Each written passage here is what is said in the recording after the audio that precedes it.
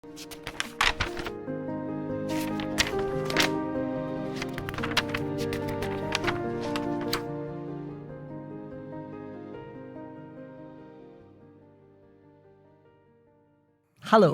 and welcome to our podcast, Unmuzzled Conversations. We are sharing our nostalgic and humorous views from the 1940s to the present day, talking about the subjects of the day. So join us as we go back in time, remembering Glasgow and Glaswegians, the bygone years. Today is episode 8, and look who's with us today. I'm so happy today we have got Andy Hunter. Mm-hmm. And I'm so pleased, Andy. I know that your son has been asking you for years to do a podcast or be in a podcast. Can I just correct that? I've been asking him and he said, oh, no way. Really? No way. He said, your stupid T-shirt. No way. You and your stupid T-shirt are so welcome. Thank you. And I am so pleased that you find this our podcast, the one that you would like to be, because you're perfect for us. And today, Andy is going to share some of his life story with us. And I've already heard most of it, and I can tell you, you are in for a treat today. In for a shock. So Andy, I thought we could maybe start off by telling us where you were born and where you were brought up, just to sort of set the scene for everybody. That would be great. The locals call it Possil. Yes. The other people call it Possil Park. Right. And that's where I was born, in 158 Burlock Street. Right. Just off Saracen Street. Right. And we were just mentioning earlier on, talking about first memories about things. Yes. Uh-huh. And my dad was in the Royal Navy at the time. My mother called it, he was on the ship HMS Never Budge. I thought that was actually his name. Because did it not move? No, it was a land-based ship. I see. I didn't know there was such a thing as a land-based. There you go. I'm learning things all the time. So I remember sleeping on the sofa in the living room. I could see my dad at the mirror. I'm looking at him, he's back to me, but I'm staying in the mirror, getting himself all sorted, putting his cap on. Uniform and everything. Yeah. Mm-hmm. And I was sitting there saying, that's my daddy. See him, that man there, he's my daddy. Mm-hmm. And what age were you then? Maybe 2. God, you can even remember that. Oh, 2 years old. There's some things that happen in your life that you don't think you remember it. It's when you sit down, I was saying to you the other day, all of a sudden, this memory come into you. I was talking about the devil, Satan's wife. Yes, your the first teacher. Yeah. Excuse me. Some people might remember her, Miss Anderson, St. Teresa's School. Okay. At the top of Killern Street, Red Knock Street. Right. And so let's go back though to this lovely story about you looking at your dad. Yeah. You're 2 years old and you can remember that. Yeah. And you're thinking as a 2-year-old, you're almost a baby, thinking, that's my dad. That's my daddy. That's my dad. What a lovely feeling for a wee I mean, tiny boy like that. Aye, you see and experience things like you used to get pocket money. Right? It wasn't a lot, maybe 6 and 2.5 pence. And I remember it was kind of, kids wrestle with their dad, had their mum on the bed. And they had the 6 ones. And I took a swing, my dad put his hand up, and the 6 ones actually hurt my hand. And I'm going, ah! And he says, that's what happens when you try to use a knuckle duster, son. Oh! So I remember that. I thought to myself, he's my dad. What's he done to me? But these wee things you remember. Yeah. And so you just have that memory of your dad just getting ready and how he must have looked, amazing with these, very impressive with these naval things on. I could have brought a photograph in, you could have seen him. Yeah. Well, we can certainly post it on our Facebook page. We can have yeah, absolutely. I mean, I think for us in the podcast, we're trying to get people's different perspectives of these eras. Yeah. But people have a different experience growing up. Mm-hmm. So, so that was you. That was your earliest memory. The earliest memory was my dad getting ready to go back to HMS Never Budge. And then stupid, isn't it? I know. But then the school years and oh dear. Well, when I was brought up, I wasn't called Andrew. I was called Andra. But there was lots of Andras. Aye, I I know. knew lots. And I had an uncle Andra as well. But I thought that was actually my name. And when we Right. got to school, second day at school, you're all sitting, and then this Satan's wife, Miss Anderson, I always refer to her as that because she's a horrible woman. And she's sitting and doing the roll call. Patrick Brown, present miss. Agnes Gulseni, present miss. Andrew Hunter. And I'm going, oh, must be somebody else in here. Another Andra. That was Andra, right? And she looked at me, she just banged the table. Listen, boy. And she's I'm going, what? Your name's Andrew. I said, no, I'm Andra. That's my name. So when I got home, I said, I didn't know my name was Andrew. My mum said, what happened? I was telling her. She went, So, the sad thing about Miss Anderson was the third day. I don't know whether it was because of me. What age were you then? Was this Five. early? You're first First in school. You weren't long in calling her devil woman, were you? You're only 5. No, I mean, she hit me over the shoulder and broke the big pointer like a snooker cue. Broke over my shoulder. That was what they used to point in the blackboard, wasn't it? It was like but it was a pointed piece of wood, That's wasn't right, it? yeah. I remember that. It looked like a snooker cue. It did look exactly like a snooker cue. And she came up and she's asking me, asking 1 and 1, 2 and 1, 5 and 5, and I'm going, give you the hard one. Hey, and she just came up and whacked me right across my right shoulder. Poof! Oh, and broke my it. God. And I looked at her. Yeah. Ow! And she walked back to her desk, or the counter, and it was a big desk thing, you know. Aye. And it was sometimes elevated as well from the... Right, looking down on you. Exactly, aye. I thought, so when So I that went was home, your I said, introduction. what happened? The sad thing about, well, sad, nah. It really happened. The next day, we went to school and she started to rant again. Just going off ballistic. I was sitting right in the front. And I was afraid to look at her in case she picked me again. I was just sitting there looking at the board. Drop dead. Literally pegged out on the floor. And you guys, everybody in the class would see that. Aye, we're all going, oh. In the ear, I'm going, yes. No. Could God be so good? You know what I mean? That which is a terrible thing to say, I know. So anyway, I went into the next class. Miss Martin, she was a gem. But probably some people that listen to this They might remember her, would know Miss Martin. She died just a few years ago, maybe right, I'd say maybe 5 or 6 years ago, maybe a wee bit longer. So I went into her and I said,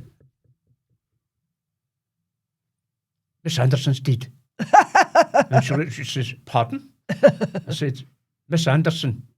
She just went, I said, and she says, what do you mean? I said, she's dead. She's dead. So she says to the class, just sit there. And she came in. Sure enough, she's still lying in the same position. The prone position. God. And so we get scattered. Oops. Be taken out as soon as. Oh, aye, but eventually we're all scattered into different classes. Aye. Myself, and then my sister below me, I'm the oldest of 5. So Margaret was myself, Margaret, and then Isabel.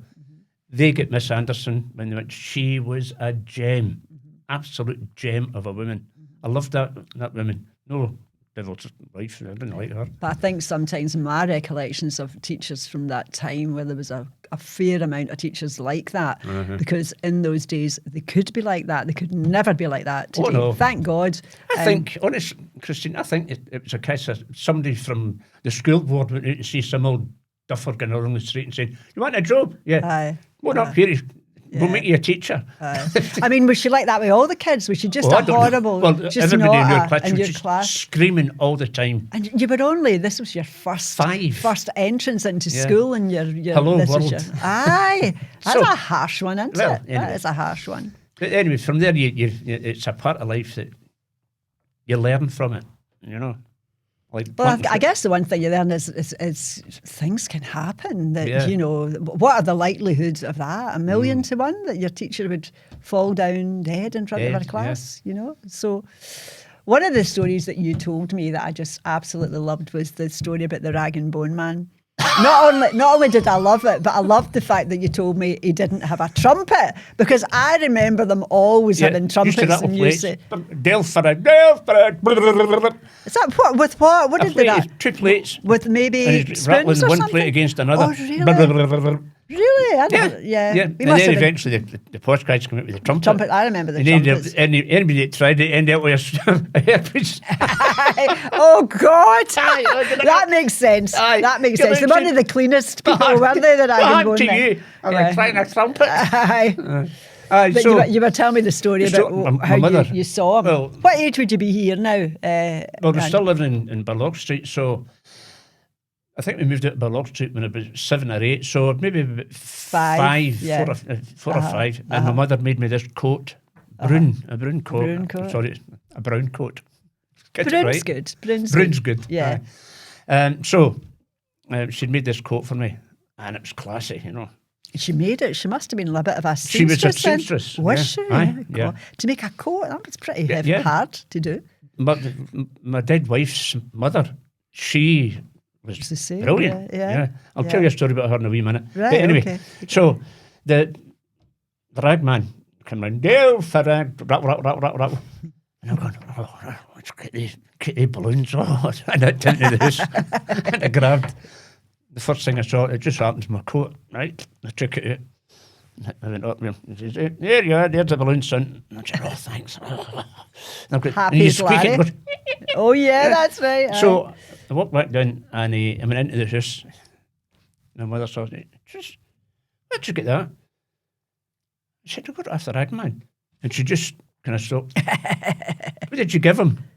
I said, my brown coat. Your brown coat? I just made that. And she's this time Running after him. He's gone up to Bordowie Street.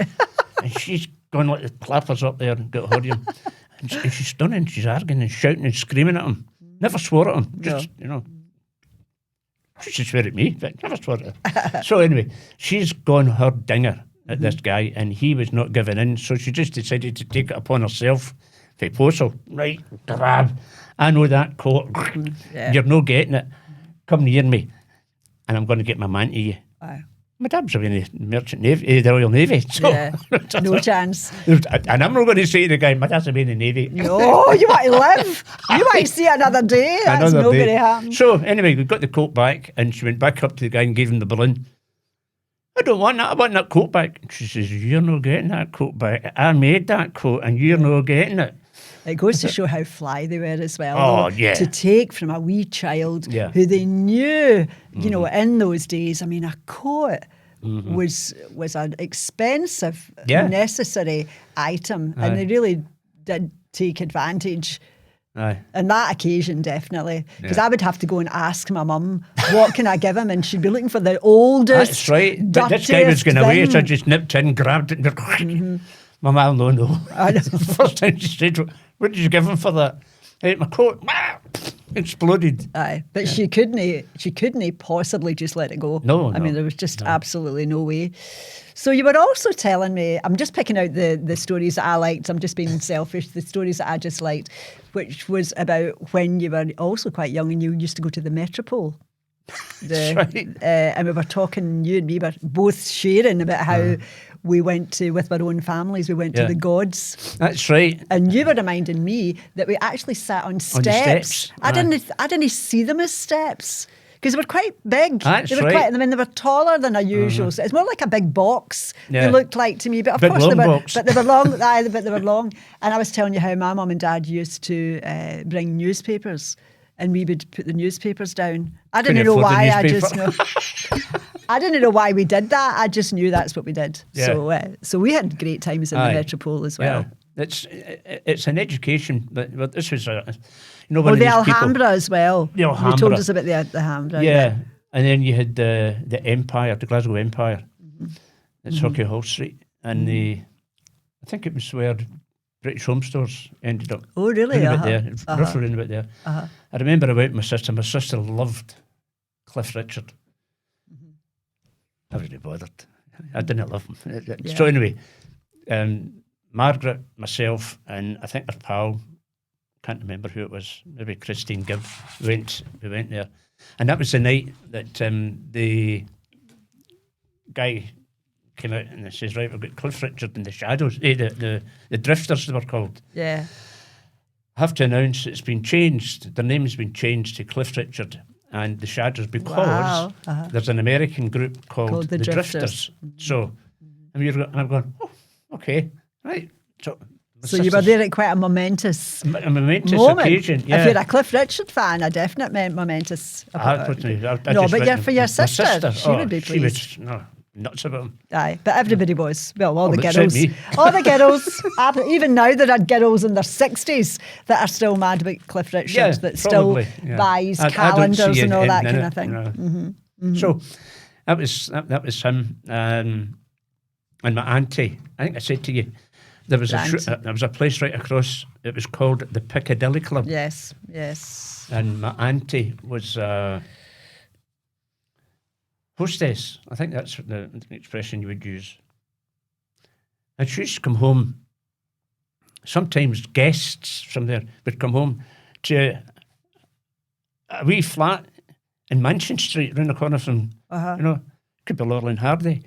It could be Danny Kate. All sorts of people would come, and I didn't know. I just, when they went away, the next day I'd come in and visit, and she'd have these signed photographs. Yeah. They'd be worth a fortune, but I think they'd just get binned. Aye, probably.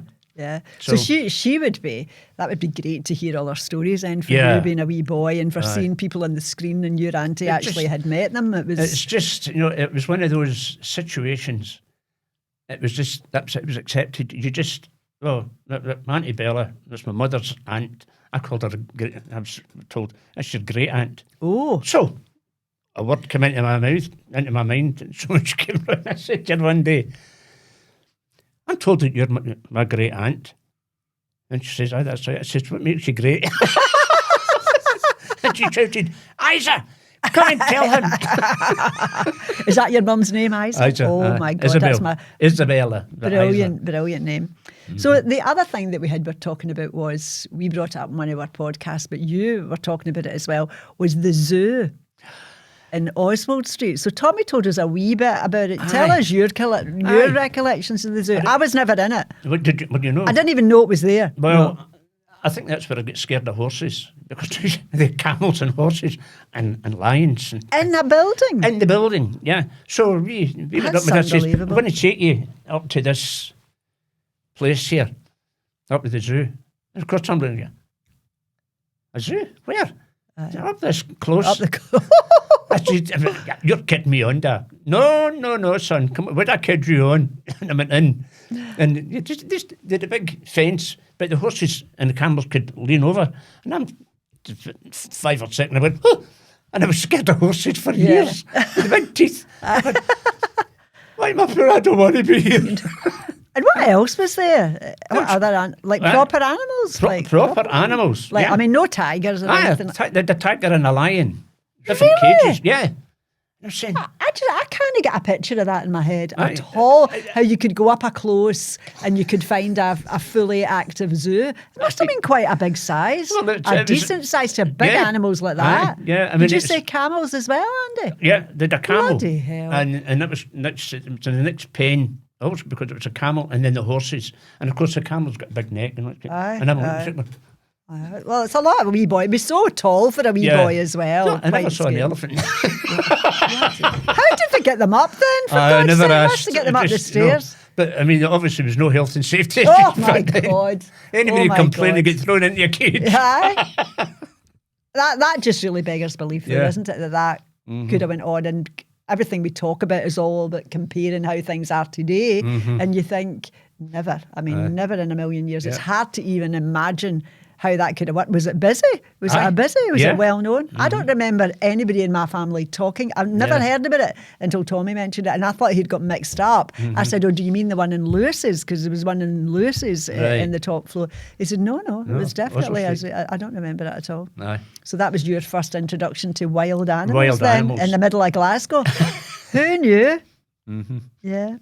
So we're also talking about the the Vogue, and we were talking about the cinemas. And I loved your story about you seeing this wee side door. Aye, the Vogue. They called it the Mecca. You had two cinemas. You had the Avon, or Avon. Where was this, Andy? The Avon was in Saracen Street, just before the corner of Closeburn Street. And the Vogue was at the bottom of Balmore Road and Hawthorne Street on the right-hand side. And it used to, when it was a picture, it used to queue, right? And it was a horror film, my parents took me, because there was no classified, you know.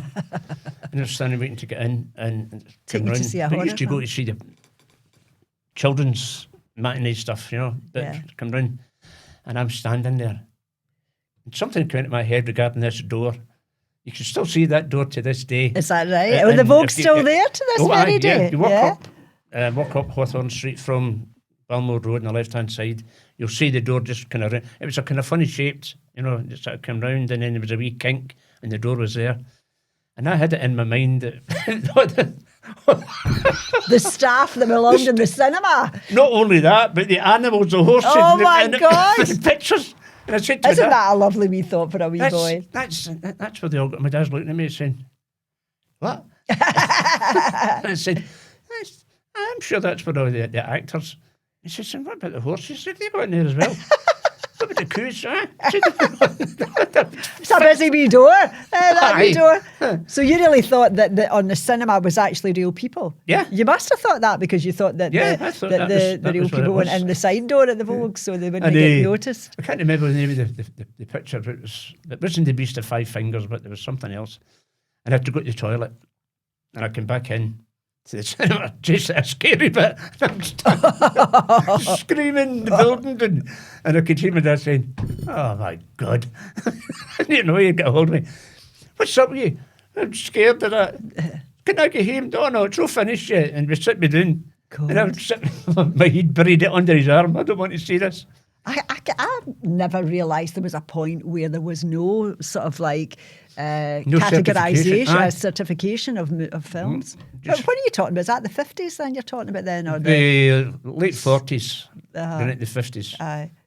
So certification must have happened after that. Aye. Because... And I think they really came down in it. You know, you get a U or an A or an X, you know. I think there was only those three, wasn't there? Because I was going to talk as well, because we were talking about cinemas there, about the Miners Club, the morning Saturday thing that all the young kids, including me, all went to and loved it. And you've got a yo-yo story that belongs in the... Everything happened to me. If it was going to happen, it happened to me. And so you were in the Miners Club? Yeah. Was this after the pictures was done, or was it before the pictures started? Before. Right, okay. There's no way you're going to stay in there after the picture because there's too much to do. So I got one of these yo-yos. I think it cost me 9pence, 4.5p. Yeah. And I think, okay, and I practiced it, like, throwing, yeah. And they got us all up, you know, standing there. Maybe about 15 of us. And it sort of whittled its way down, and people would vote. What were they asking you to do? He would say, right, show your yo-yos. Do so many up and down with the yo-yo. Like tricks and things like that, a wee bit, yeah. Now throw it out and catch it. So, did all these other boys and girls have their own yo-yos with them there? Yeah. Because it would be a thing then, was it, to carry your yo-yo in your pocket? Yeah, because that was really the thing. Came into vogue a bit then. So that'd have been, let me say, 8, so that'd be 51, 52, yeah. Right. That must have been kind of the start of these children's things, because they were getting on into the 60s when I would be going. Yeah. So the guy, the master of ceremonies, he's standing, there's about a group of maybe about 15 or so, and they're doing it. And he says, right now, let's see, throw the yo-yo out and then catch it. And the ring snapped, the ring string snapped. And I'm going, got to give me that back. Didn't hit anybody though, no. Never got it back. Thank God. And he looked at me and said, well, son, thank you, goodbye. Oh, I can have sad end to that story. Yeah. So were you a regular at the Miners then, that Miners Club thing for the kids? I would alternate between the Vogue, or the Mecca, and the Possil, the Avon. Because that was a time in the cinema for children only. Really, you didn't really see adults there. It was young children. It was young, children under 12. I would have said sort of 8, 9. The whole cinema was just filled with children. And if you had enough money, you could go up in the balcony. Oh, really? I was always. And I don't think even in those days we had, didn't you buy sweets and things like that, did we? I don't remember having money for sweets. Or maybe your mum would give you maybe a couple of pennies or something like that. You go to the local shop, maybe get 2 penny caramels and break them in half. Yeah, McGowan's. Pull your teeth out. Aye, but they were the thing then. That was definitely the thing. And I can't remember if there would be even sweeties that would be sold in the cinema at that time. You would get the girl would come in with the tray, and she would stand at the bottom. Like an usherette? The usherette type, aye. And there'd be ice creams and ice cream. It was mostly ice creams, I think, Andy, was it not? Back in those times more than sweeties. But happy days. I don't know, life seemed to be more innocent then, didn't it? I think so. It seems you got looking to know back. who your pals were. 3 never worked because you'd always have 2 gang up in the third and one. Another one, and it's the same thing today. You never get 3 people being pally. It just is never quite equal, is it? There's always one that feels that wee bit left out, definitely. So the other thing that I loved as well was the story about your summit. And then how we went on to the Sloppy Joe. And I had not heard that word for possibly 30 years when you mentioned that the other day. So tell everybody about that, because that's a really nice story. Well, the word summit came up because we were talking about Sloppy Joes, and and I said, well, before that it was a summit, and you said, what's a summit? I said, W vest, just a wee vest. No sleeve, just the usual. Yeah. And it was a young guy, a young American fella came over. And I was just taken aback with the accent and all that. And where did you meet him? Where was this? Was it in a football ground or something? No. There was in close Bond Street. The road came up from, you'll get Denmark Street, and then it goes up to Saracen Street. And in between that, you'd tenements. And then there was this space in the ground space. And we all played in there. All right. It was all higgledy-piggledy, But we did all sorts of things, played games, football. So that was your place kind of thing? And this wee guy came from the black tenement. He was visiting somebody, and he came through. The black tenements? Because they were all black, Do you remember them? Of course I do, yeah. Black tenements. Unfortunately, I definitely do, yeah. They've got an outside loo. Aye, so, like everybody. This wee guy come up, and I'm looking at him to get this T-shirt thing on. No with these words on it, but he's... and I'm looking. I went up and said, what's that you're wearing? A word to that effect. And he started talking American accent. I says, what's up with you? Can you not talk? He said, I'm from America. I said, oh, whereabouts? He said, New York. I said, oh, very good. I said, but what is that? I said, I've never seen that. This is called a sloppy Joe. A sloppy Joe? Okay, right. So they were starting to come in. It's almost a bit exactly. Was there a pattern on it or anything, or was it just a plain colour? Maybe a wee kind of cartoony thing on it, But I mean, that's definitely where they came from, because I remember that. But they were only worn by boys. I don't remember girls or women wearing them. So this wee guy, and he's having a look, and he's, I'm looking at this. Okay, I need to get one of them. And that was had wee sleeves, of course. That was the main difference between that and your vest. And what did he think of your summit then? Was he asking you what that was? I had the pullover on. I want to see my summit. No, it just it was an education, because right about that time they started to come round the doors with samples of food, like chicken noodle soup, and they come in with a wee paper cup. Oh God, I remember that. Do you remember it? I do remember that, yeah. So not until this very moment, until you said that. I do remember it. And then would follow the woman round. Follow her. She's just standing about, she's giving it. And you're all kind of crowding round, she's standing at somebody's door, up a tenement. Everybody's wanting a wee drop.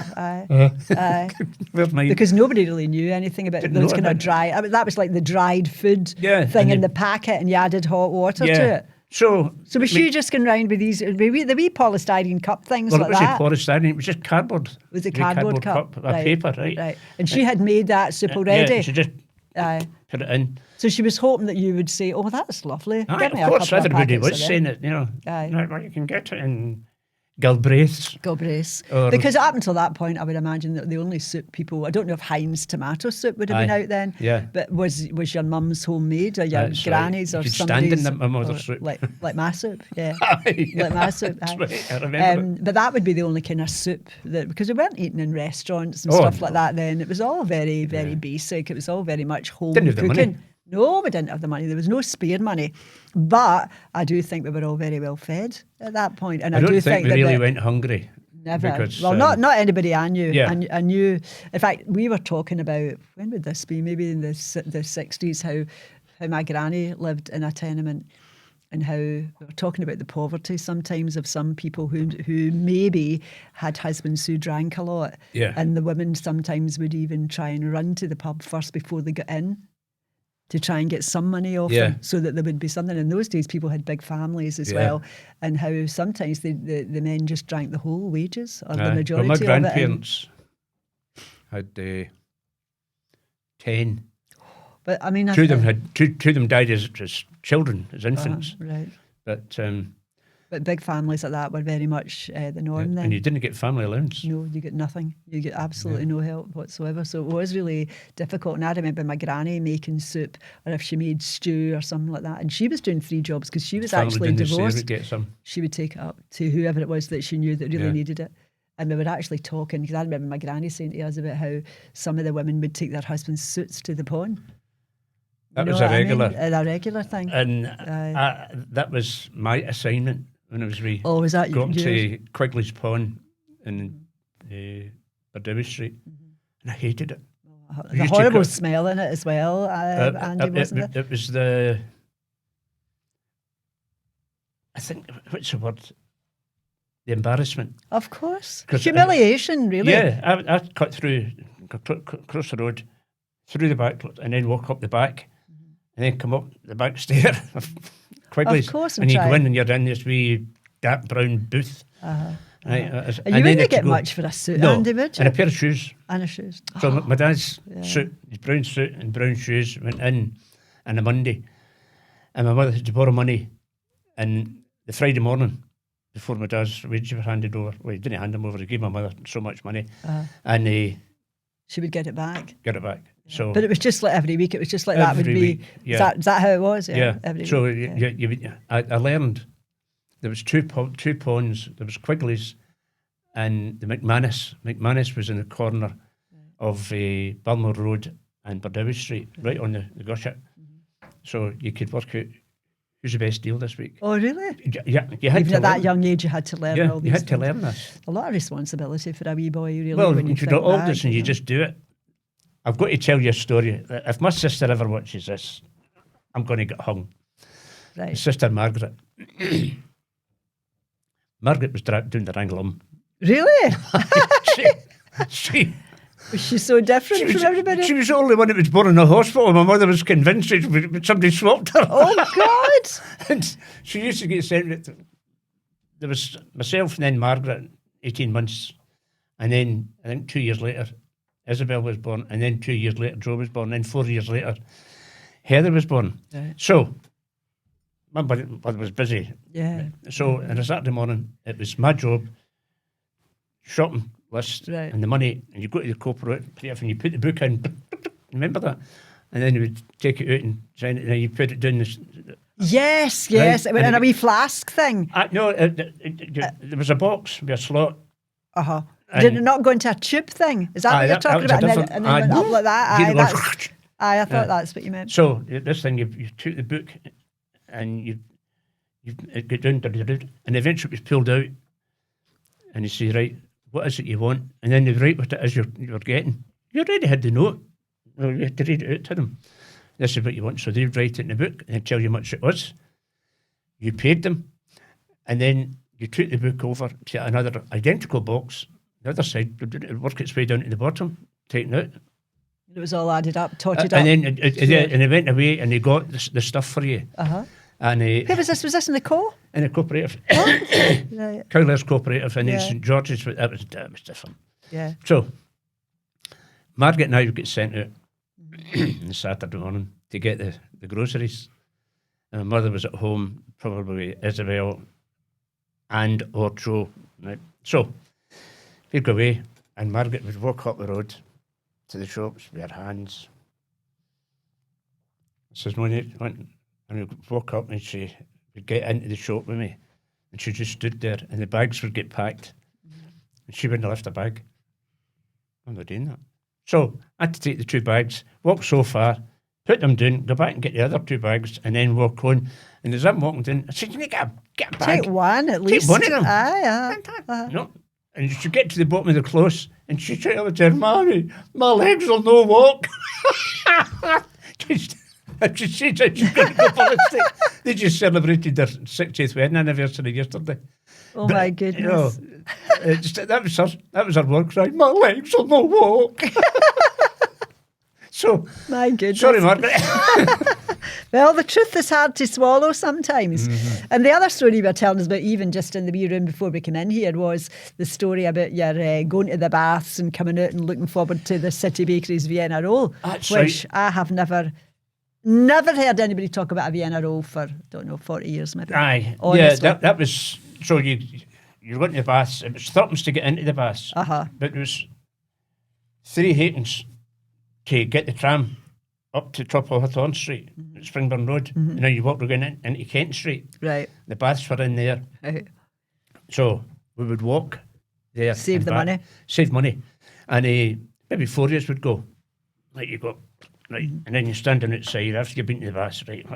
So there's a chippy as you come out on the left-hand side, the Kent Street, just before you got into Springburn Road, and diagonally across the road was City Bakers. So, right, go to City Bakers and buy 2 Vienna loaves of this length. You half it in 2, you can make it right, bite a bit off. Aye. It was lovely even without butter or anything on it, a Vienna roll. It was lovely. It was even better when you hold it inside it. Aye. And you get a bag of chips and you split it between 2 and 2.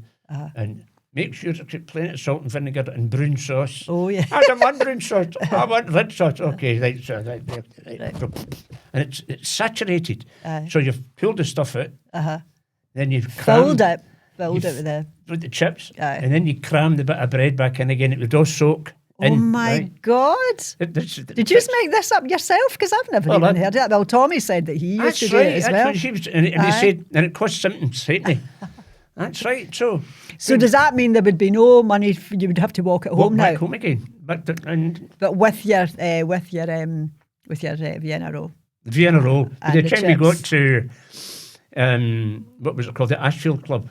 It was gone. All done. But you'd be happy. We're You would be happy happy. as Larry, yeah. Yeah, because you could be cold when you come out of the baths, couldn't you? Oh, because it was so you didn't warm feel in it. there. You didn't feel it. You're walking down the road. You're on. Waynes were hardy. Of course. Waynes were hardy because the amount of walking that Waynes did by comparison to now, Waynes gets chauffeured about everywhere That's now. right. And in those days, my sister Margaret, my legs will not walk. I'm trying to get a car. Absolutely, but it was just walking. Just generally, people must have been much more healthy. I think so, yeah. Kids and just playing about. I mean, there's no sitting down. No. And I remember in one of our podcasts we were talking about the houses were so small. The kids were put out no matter what the weather was That's right. like. You were out because there wasn't enough room, especially if you had a quite a big family like yours. There would be no space for everybody. I've got just a quickie here. Aye. Joe was maybe 9 years younger than me. Right. I'm not going to go out with a wee boy. I had my pals. I was a Big boy. big boy. And he'd come up with his pal, Jimmy Mulligan. Hey, Andra, can you join your gang? Oh, goodness sake. I'll tell you what. Well, if you can complete this, you're in your gang. Right, okay. Let me see how fast you can run up to Denmark Street and back. Ready? Go. We go. Get away off your mark. I can hear him. You can hear him shouting every time. Hey man, Andrew done away, left me. There's nothing worse though when you were at that age, and even older as well, when you had to drag about younger children eventually, with you. It spoiled your whole persona. He's dragging me about now. Is he? Oh, well, so everything's turned around a wee bit Can I tell now. you a story about this? Yes. Last year, I decided I was going to go a Caledonian trip to Amsterdam on my own. On your own? Aye, because Eunice had died a month before. Oh. And it was just absolutely devastating. Devastating. Beyond devastating. Just died right in front of me, gone. Literally right in front of me. Yeah. So anyway, I decided I'm going to go to Amsterdam. So I phoned up, and you could leave on the Tuesday and you're back on the Thursday. So Tuesday, down to Hull, get the overnight ferry. Then you get, in the morning, you have your breakfast. You get your dinner in the boat, and then you get your breakfast. Then you get taken away in the bus from Rotherham. It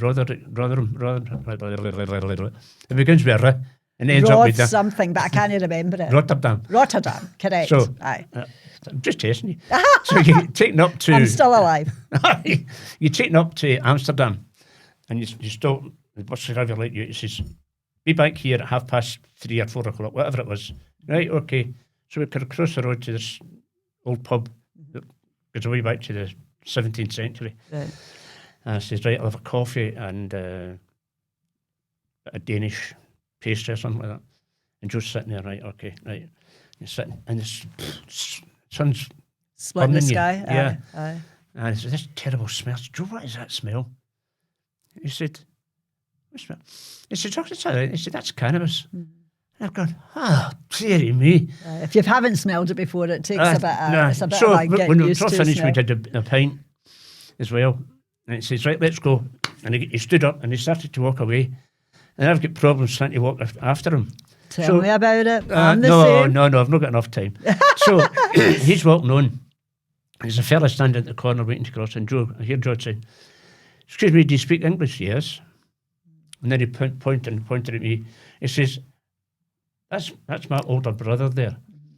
I'm his carer. And he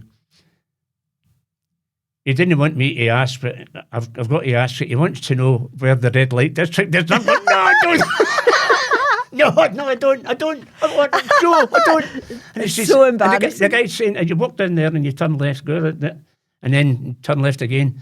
So I said, I'm not going to look. But I had to stay beside him because if we get separated, we're never going to find each other again. Yeah, so he's walking down and he's going, oh, God, look at her. Look. I said, I'm not looking. I'm actually looking at all the rubbish had been piled up at the side of the road, all washing machines and stuff. A few bob at that. And the road kind of curves round to the right, and then there's another bridge. But right on this corner, it's not a sharp corner, it's kind of bowed. There was this girl sitting, she was wearing a swimming costume, the colour of your top there, right? Couldn't help but see her because you just couldn't look there, she is sitting on her phone. And I said to Joe, I said, that's sad. That's terrible. He said, you'll see anything so you can get a look. I said, what's the point of saying that? So, you get no chance with a guy like that. None at all. I love him so much. Of course, of course. I think he's getting me back for what you say when he was a wee boy, run away.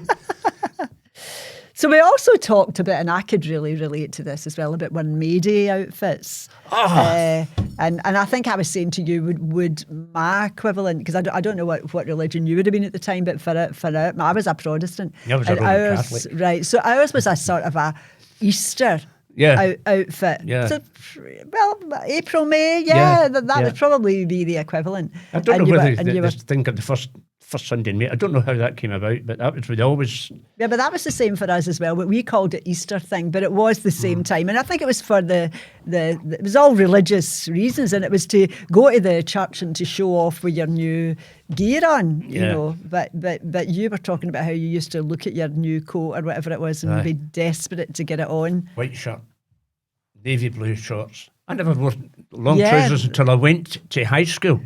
That is unbelievable now. People just would not believe it. I remember it because my brother was the same and he wore short trousers.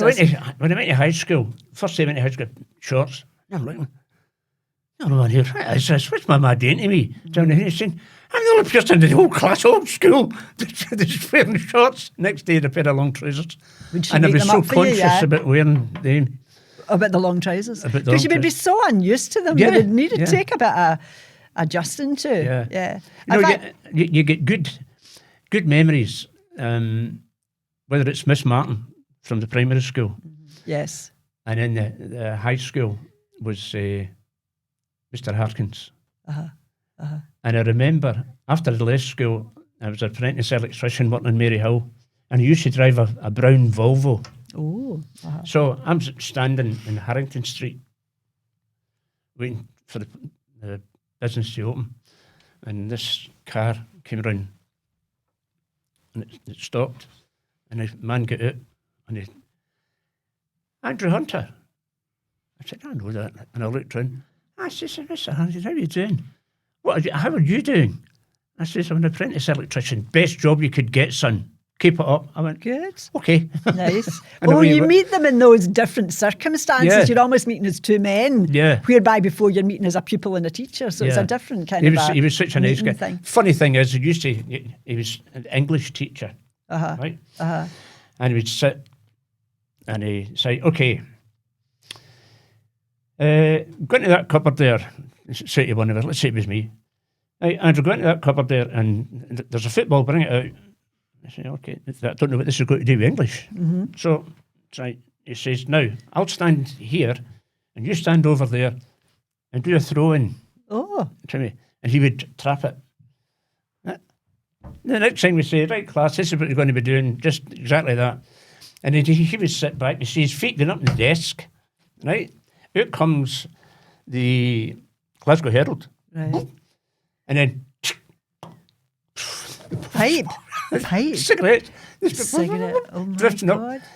And we're all shouting and bawling, "Aye, this place is on fire."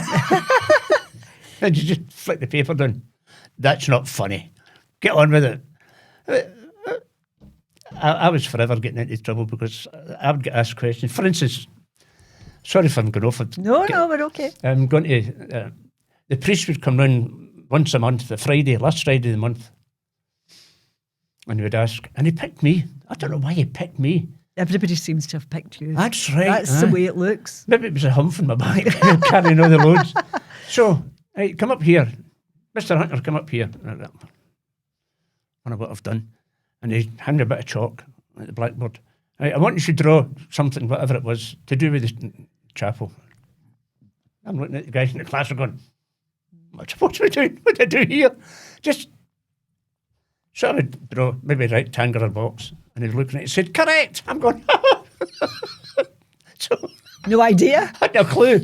And and every so often would be taken down Killern Street to Saracen Street to go to St. Teresa's Chapel on a Friday.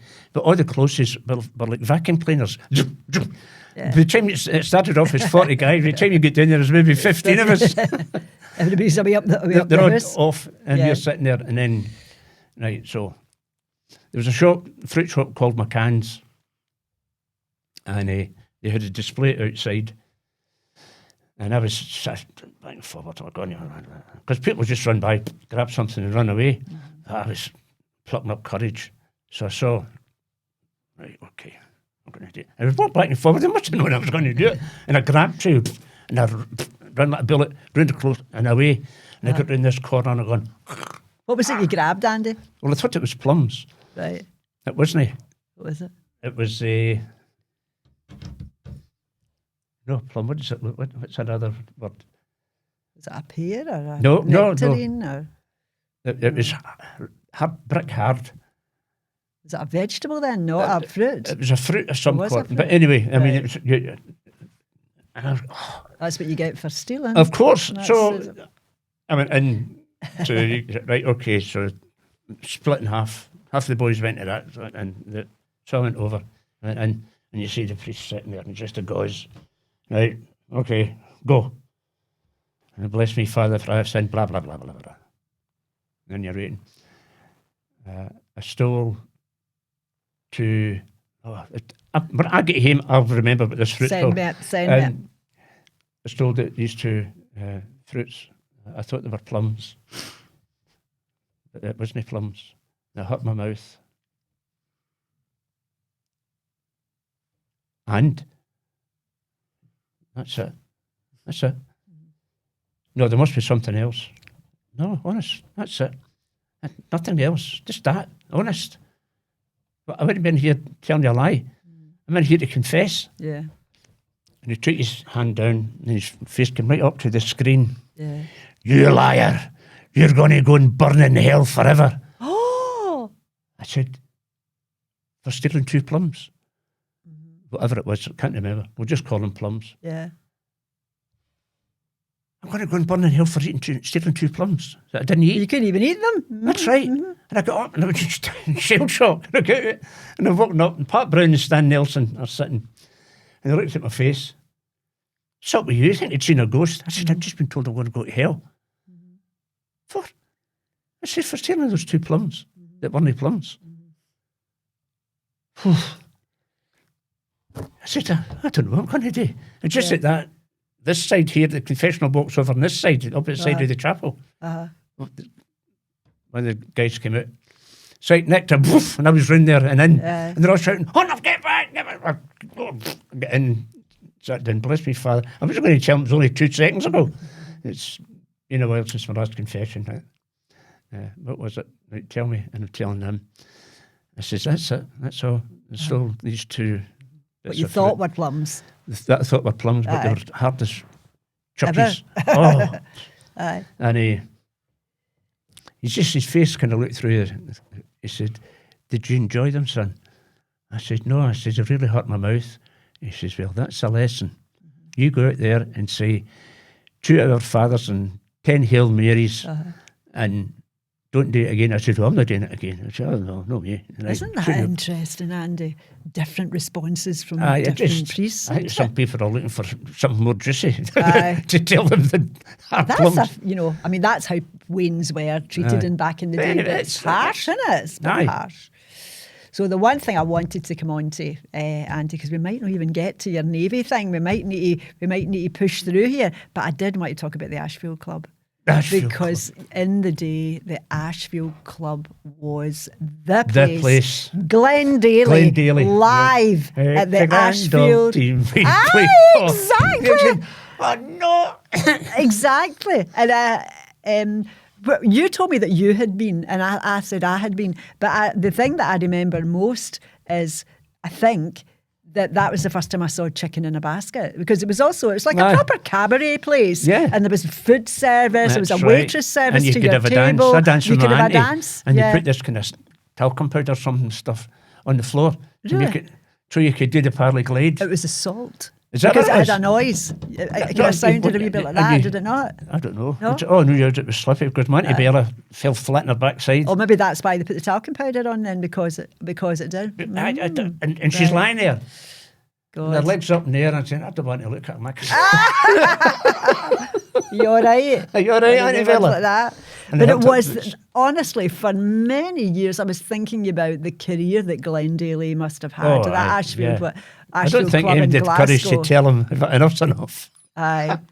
But honestly, it was so popular. People just loved them. It must have gone on to a right old age. It must have been about 160. Easy.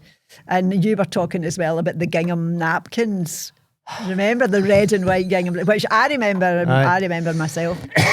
So I feel quite lucky that I went. I don't think it was really my thing, but I just felt I had to go because everybody talked about it. You've got to experience it. Aye, definitely. It was absolutely like experiencing the Metropole or whatever it is, the Alhambra or something. Yeah. And then as you grow older, other things come out, like going to the dancing. I never went to the dancing till I was 19, and I went with my sister Margaret and her husband at the time. I'm dead shy. I'm not doing that. You'd never think that now to meet you, Andy. I am a very shy person. Yeah. So, listen, we haven't got a great deal of time left, but I do want you to talk about the Navy, because I know that was a big part of your life, and I know that you were 21. I was 21 when you went in 1965. So tell us a wee bit about it. I don't know if we've got all that time to hear about it, but I don't think we should have a podcast and not talk about that, because it's a big part of your life. It was, although it was only... although it's not a long part of your life, but it was a significant part. This is where... See, I never My health when I was young, I had really poor health. Oh, did you? Oh, Okay, aye, yeah, because yeah. I mean, I was out and in hospital, and back. 2 seconds. Is that this time up? Oh, that's somebody at the door. Aye. Get to go Glasgow. Yeah, who is it? Sorry. Okay, next one. I'll get you there. If you just leave it on the table in front of you, Right. I'll grab it, alright? We'll carry on. Is Hunter. Cheers. that the clock looking for me? UPS. Not yet. UPS. All right. Okay, that's fine. So anyway, aye. No, but you need to go back over this again when he's back. Just because has he stopped it? I don't know. Oh, is it still going? Okay, let's carry on. It's still going. You can edit this out. Right. So I finished my apprenticeship down in London, same with my uncle. Because the firm that I was serving my apprenticeship with, I didn't know that when you got halfway through your last year, they sacked you. Oh, God. And was that a 5-year apprentice? 5-year apprenticeship. Yes, So yes. I'm coming up to 21, June 1964. I've no job. So God. my uncle and his But family. had you completed the apprenticeship? Or are you No, still I still 6 had months 6 short? months to go. And it was just a case of there's a But wages. did that mean that you were not really a qualified electrician then because you didn't complete the last 6 I had months? to go down to London to finish it. I see. Right, My I've got uncle you. and his I've got you family now. were up. Joe, my mother's brother, he married and settled down in London. He was a lovely guy. Mm-hmm. I mean, he could tell stories like nobody's business. You know, you just sit down. Okay, I never called any of my uncles or anything like that uncle. I just referred to them Their like my first brother, names, the right. doctors and that. I'm Right. Andy, what's your name? So anyway, Uh-huh. I got down to London and we're going down there in this old Bedford van with the family. And he says, I can guarantee you're going to have a job on Monday. I says, what do you think? So go down the Saturday, get myself settled in on the Sunday. And then Monday he says, I'll take you to have a look around, find somewhere. And we found this place over in the East End of London. I stayed in Walthamstow, so further over. A firm called Escott Right. Brothers. Uh-huh. And Joe said to me, he said, you need to work out how much you want to earn. Because whatever it is you tell them, if you say you want £10 a week, you're not going to argue. They're going to give you £10 a week because they know it's going to be. So what kind of wage did your dad get? Well, back then, I think my father got something about £14. That was a good wage for a But that would be for a man that's qualified. qualified, yeah. Uh-huh. So I'm sitting there, right, okay. So we get to the place, and he says, I'll just wait out here. I went in, sat down with the guy, and he's asked me questions. Named, where did you work? Right, what kind of work did you do? Right. Okay. And he's sitting back in the chair, rocking back and forward. And he said, so what kind of wage are you looking for? I said, £14, 10 pence, 10 shillings. What's the name of the firm that you work for?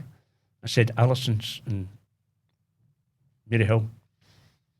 You know the phone number and whatever it was. I said, hi, okay. So picks up the phone and he's saying, get me such and such a number. There's nobody on the other end of the line, you know that, right? Right, okay. Put the phone down and then obviously the secretary rang, right? Yeah, hello, hello, my name is whatever. Who am I talking to? Can I speak to Mr. Harrison? Yeah, okay. Right. My name is such and such. Can I put your name? Mr. Harrison. Okay, Mr. Harrison. I said, he's called George. Right. So I've got somebody here, Andrew Hunter. He's in looking for a job. Yeah. What was it like? And I blah, blah, blah, blah, blah. Yeah. Okay, thank you. Hung up. He said, so when can you start? I said, tomorrow. And you got the rate And I got you the wanted. job. But then London rates and Glasgow rates are very different. Yeah. Were they very different in those days as aye, well? absolutely, yeah. So was that enough for you? You know, that was because a £14 journeyman. in Glasgow and £14 in London are two different Aye, things. I know, but it was good enough for me. Good enough. And you were staying with your uncle, Same uncle, so getting a few bob to look a week, after you and and, that big money. yeah. I never went anywhere on my own. I was working working with this firm, and we worked in C&A. Oh, yeah, I love seeing it. Do you remember the song that came out? We made a date for 8:30 tonight. Sandy Shaw, I think her name Oh, was. yeah. Right, so there was a lassie working Long, in... long live love. No. No, Uh, no. The distant bells are chiming now. Aye, I do remember. I can't Right. remember the name of it. Aye. So anyway, this lassie's Yeah. working in there, and she's walking through. We're in this bit, and she's a crack-looking wee bird. That I'm dead quiet. Really, I'm quiet. And she's walking by. And she says, "Excuse me, my name's Andy." Yes. I said, "I'd like to ask you to come out, maybe go to the movies or something." Okay. So, can we meet you at 8:30 outside The CNA? outside CNA's across the road? I know you're talking about, yes. So I'm standing there 8:30, 9 o'clock. Oh. The distant bells are chiming 9. And she never turned up. Oh. So the next day I'm back at work and she comes walking through and I'm doing off the ladders and I stood in front of her.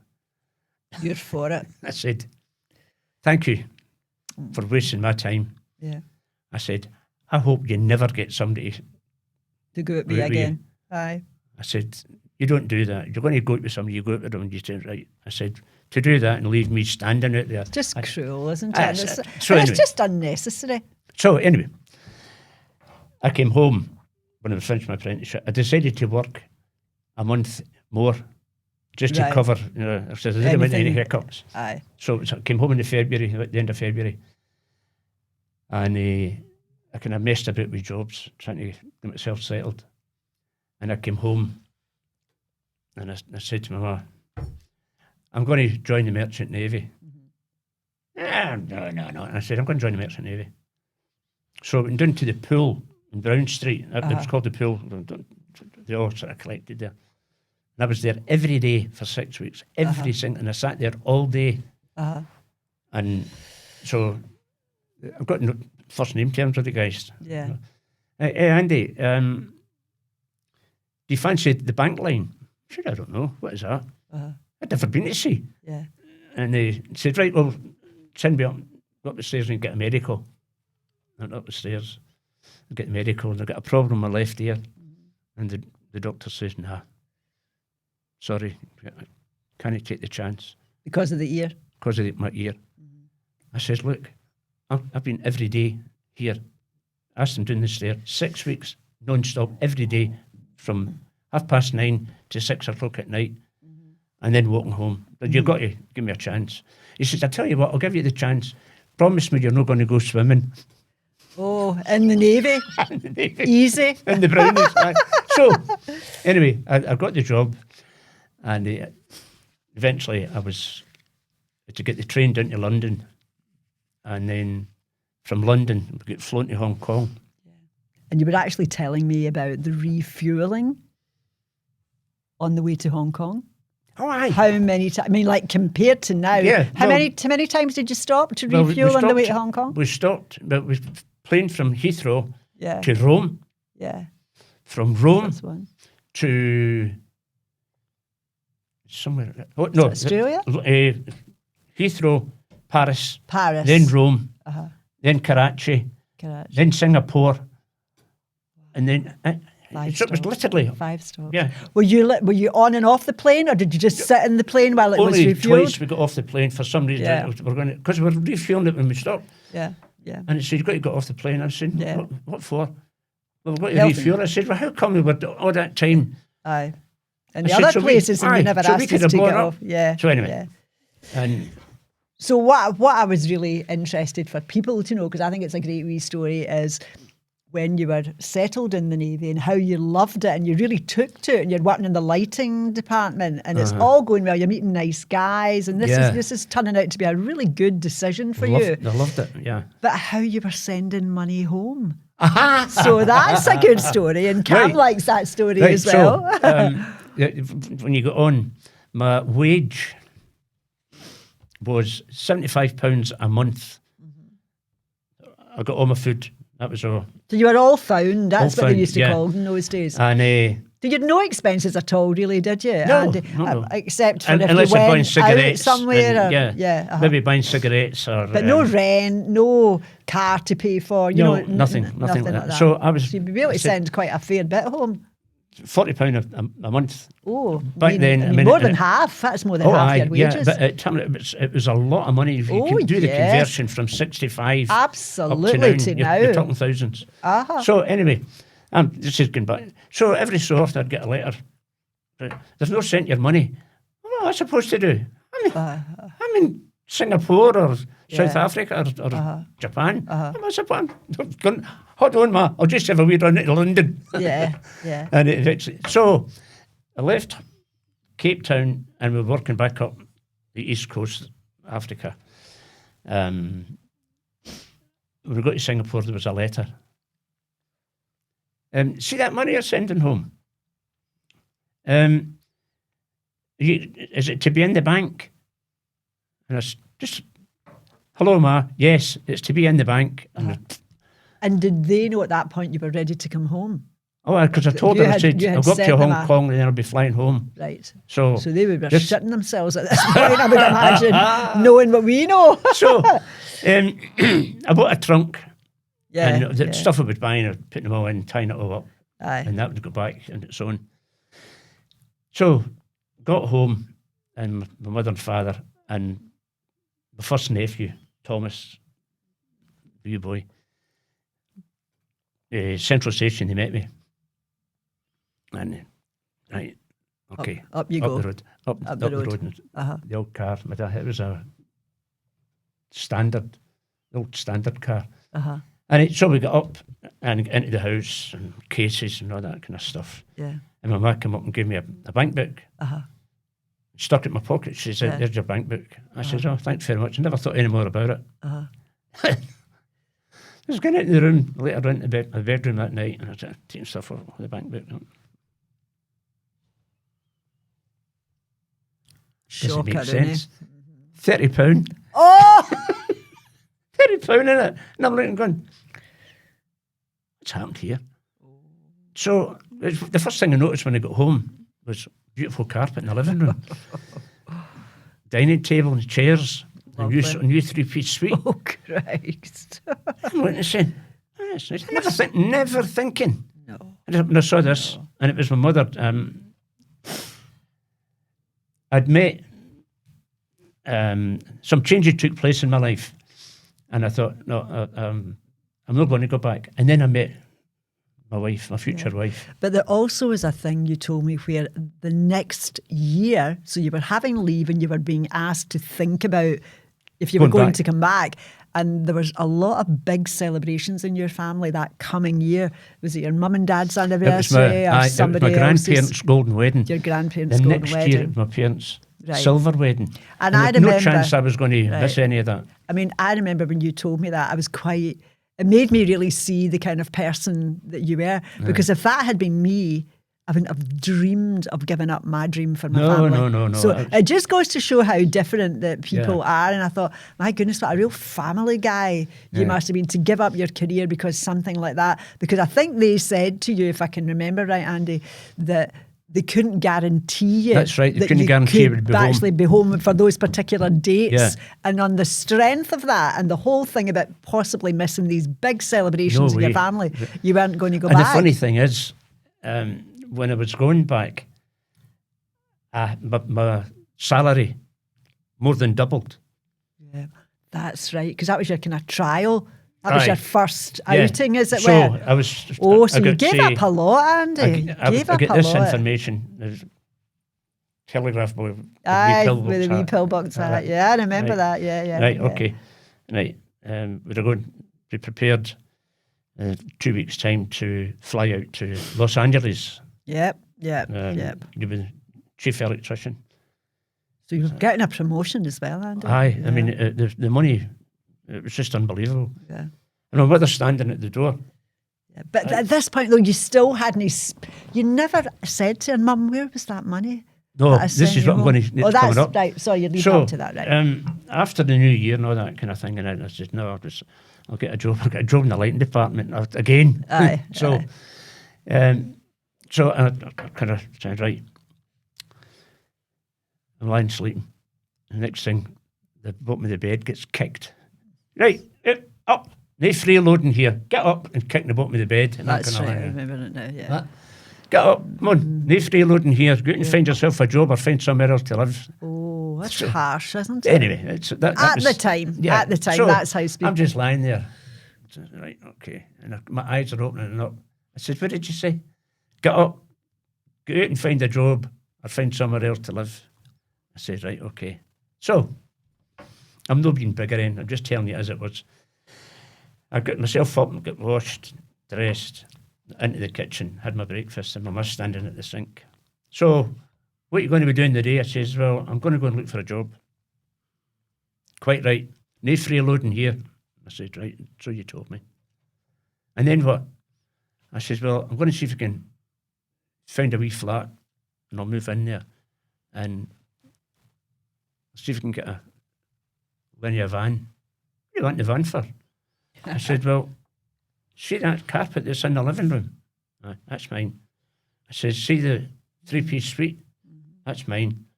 See the dining table chairs? That's mine. What do you mean?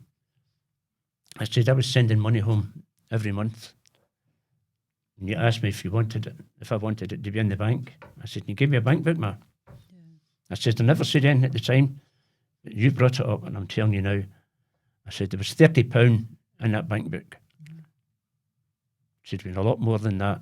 I said, so my money has bought all that and I've taken it with me. Oh, no, wait a wee minute. Hold on a wee minute. She's only 5 feet tall. Yeah. Right, hold on, just a second. There's no need to be hasty, you know, son. Son, okay. Right, so I've gone for being... For being a freeloader. A freeloader to son. Don't die. Uh-huh. I said, right, what is it? No, we'll just... No, we'll get things sorted out. I said, how are you going to get things sorted out? That's a lot of money. How could that ever be repaid? Yeah, Never in a million years. No, could but it wasn't... I didn't mind. Once I got it sorted out in my head... so did you end up just staying there, Andy? Or I stayed there until I met Eunice. So you met your wife, yeah, and you got married. So you got married from there. I got married from there, Yeah. and it was. But I think what's sad with that is they never even thanked you for. Well, but maybe that was people of that time to say your mother, money made all this difference to our home and gave us a comfortable home. And well, it's. People weren't complimentary in those days, though, No, were they? it I mean, was, they just weren't. It was, no, if you post, so we don't do That's that. very true. That's so very anyway, true. That is the end of that story. That is actually what happened then. You were able to see things a bit differently. Yes. And she was able to kind of say, look, come on, let's see if we can find a compromise. Figured out. She was going to have nothing in her house. Nothing in the living room. It was going to be stripped bare. So, and if I had money put away. I didn't realise that I was in an insurance thing through right. So the Navy, I had that money coming back. Right. And I had other money. There was something. And there was money in the background. And I'm not saying this. No, I'm not going to say it because it'll make me find as if I think I'm being good, you know. But okay. No, I'm not mentioning it. I think that was kind of accepting of you to do that. I think if that had been me, I'd have completely lost the plot because I would have been thinking differently. People deal with different things in a different way. But I guess it's nice that you were able to stay there because you were actually able to enjoy the carpet, the dining seat, because you were part of that family who had it. Yeah. And I'm going to say something sad here. I think that's the end of our podcast today. Yeah, I thoroughly enjoyed it. I'm so sorry. We could be here all day. I know. We could make it a 24 hour. We could give Joe Rogan a run for his money, couldn't we, Cam? We could easily do a 3 hour here. No danger at all. Pardon? Did he come back in? Yeah, he's back in. He's back over there. So right.